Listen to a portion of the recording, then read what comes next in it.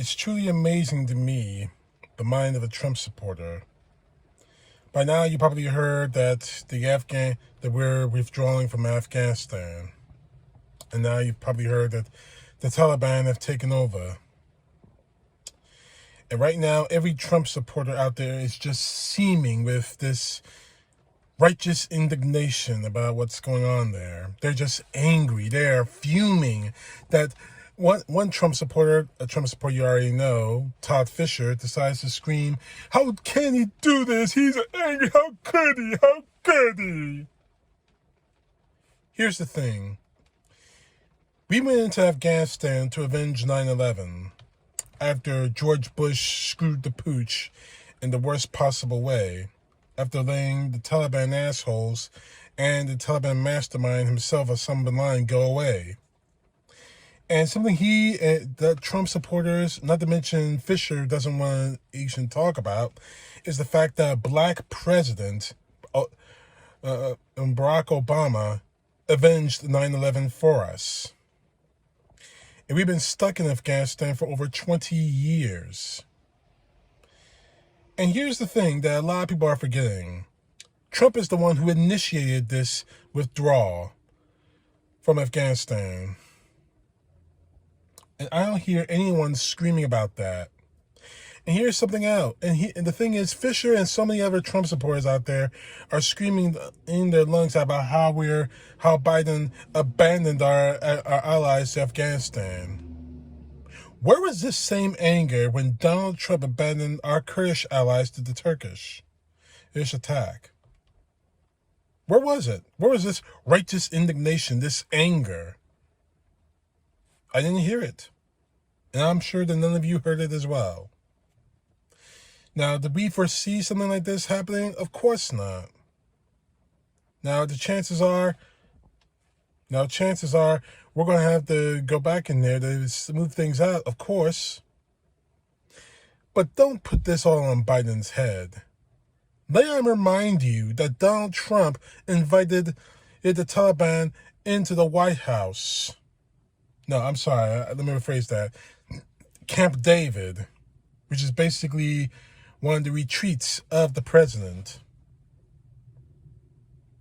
That he had released prisoners taken by the United States.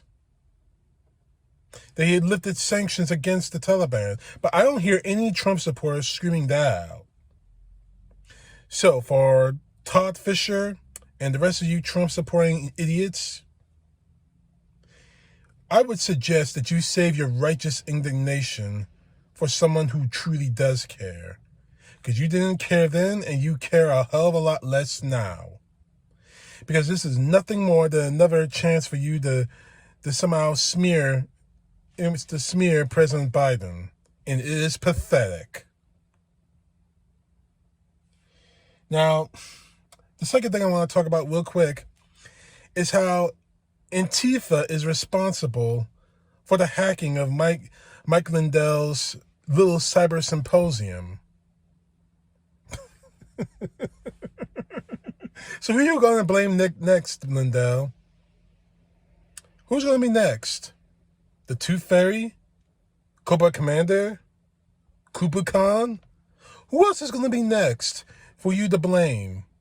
Because you haven't shown a bit of evidence showing any kind of voter fraud.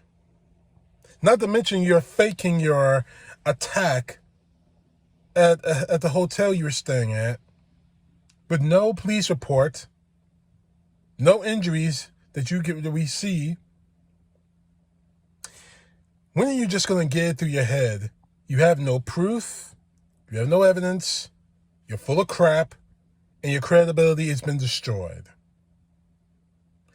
It's time for you to get it through your head, Lindell. Donald Trump is not going to reward you for your loyalty. You destroyed yourself for nothing. And it's unfortunate, too. You had a great career, you had a great business. But like all people who want to follow false idols, you decided to destroy yourself. And I have no sympathy for you whatsoever.